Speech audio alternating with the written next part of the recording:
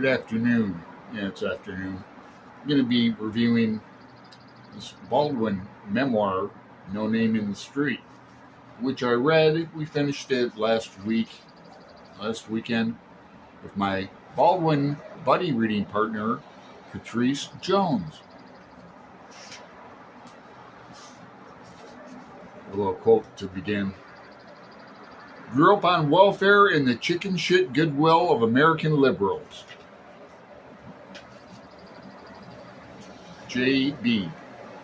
So he talks about meeting Martin Luther King and meeting Malcolm X in here.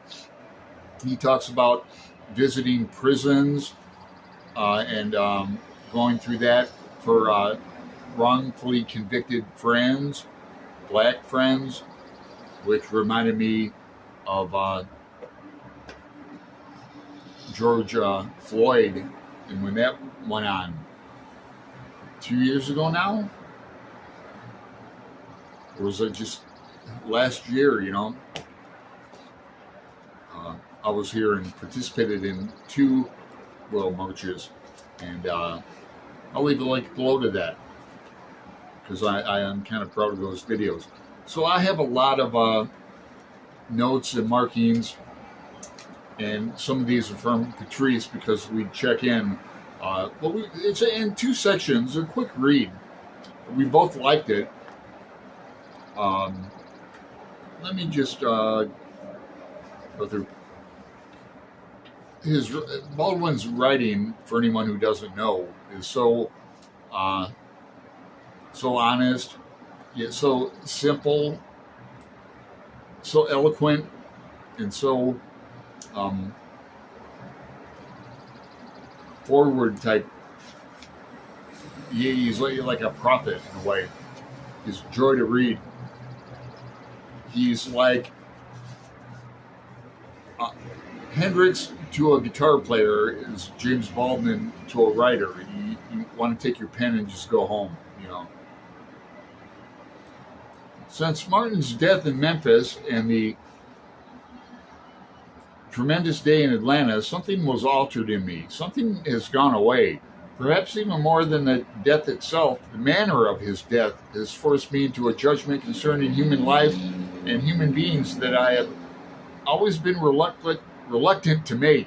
Indeed, I can see that a great deal of what the knowledgeable would call my lifestyle is dictated by this reluctance.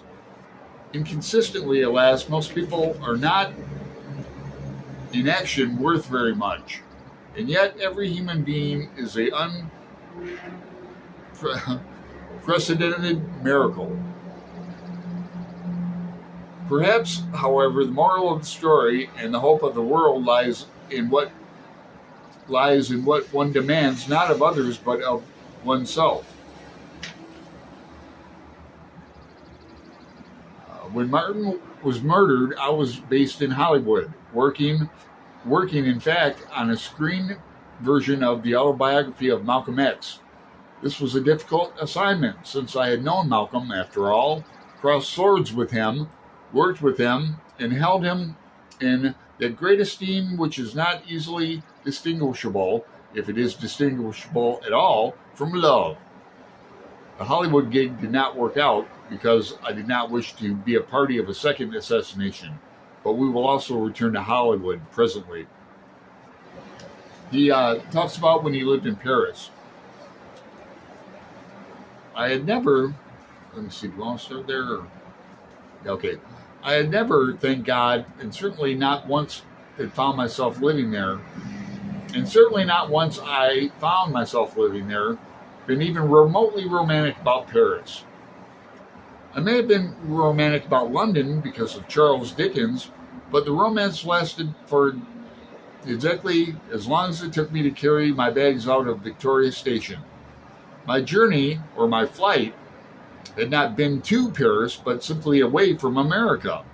For example, I had seriously considered going to work on a kibbutz in Israel, and I ended up in Paris almost literally by closing my eyes and putting my finger on a map. So I was not as demoralized by all of this as I would have certainly have been if I had ever made the error of considering Paris the most civilized of cities and the French as the least primitive of peoples. I knew too much about the French Revolution for that. I had read too much Balzac for that. A lot of funny stories in here. Oh, yeah, I think I've got a lot to read, but I'm going to end with this. It's about Faulkner. And yeah, I guess it's safe to say Baldwin wasn't a big fan of Faulkner. But in Paris, he, well, I think he tells a story in this. It was during this time that Camus translated and directed for the Martyrdom Theater in Paris William Faulkner's Requiem for a Nun, which is a sequel to The Sanctuary, which we did in Faulkner in August last season. And an American magazine asked me to review it. I would almost certainly not have seen this production otherwise, for I had seen the play in New York and I had read the book, and it found Faulkner's fable to be a preposterous bore.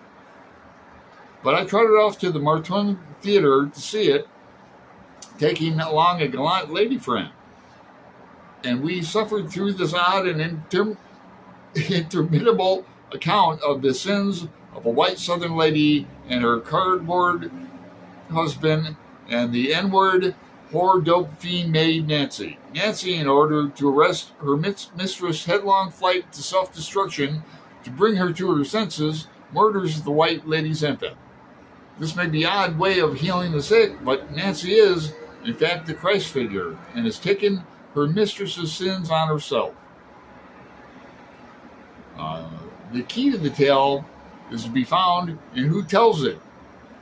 And so I thought I could see why Faulkner may have needed to believe in a black forgiveness. Furthermore, which, if one stands aside what Faulkner wishes us to make of it, one can scarcely be distinguished from the bloodiest, most classical Old Testament revenge. What Faulkner wishes us to believe and what he wishes to believe is at war with what he fatally suspects. This is all getting to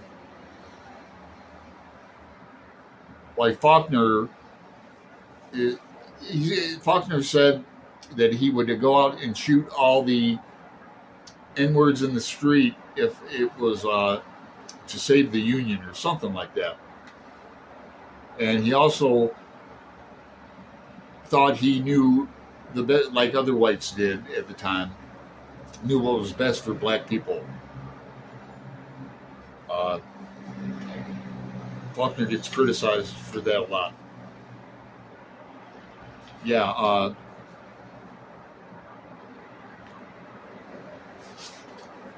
Neither of them could articulately or usefully be described as races, in spite of Faulkner's declaration, or Faulkner's declared intention of shooting Negroes in the streets if he found this necessary for the salvation of the state of Mississippi. Well, this isn't about Faulkner. This is about Baldwin. Just the writing in here, as you can see, I mean, I flub it up, but he uses a lot of biblical phrases like, America proves, certainly, if any nation ever has, that man cannot live by bread alone. On either hand, men can scarcely begin to react on this principle until they, and still more their children, have enough bread to eat. I agree with the Black Panther position concerning black prisoners. Not one of them has ever had a fair trial, for not one of them has ever been tried by a jury of his peers. White middle-class America is always the jury, and they know absolutely nothing about the lives of the people on whom they sit in judgment. And this fact is not altered. On the contrary, it is rendered more implicable by the presence of one or two black faces in the jury box. So if you want to learn more about Baldwin and his travels, he talks a lot about Hollywood. Marlon Brando makes an appearance in here in a good way. some of the people who supported. So to say that the mid to late 60s was a turbulent time in America is to say the least.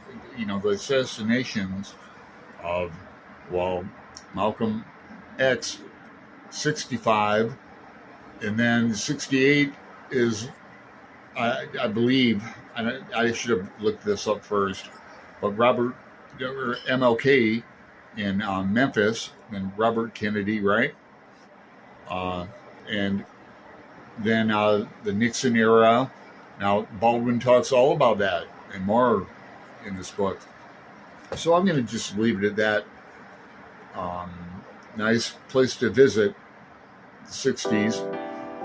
You know, the Beatles were cranking out good albums. But I wouldn't want to live there. Okay, till next time. See you.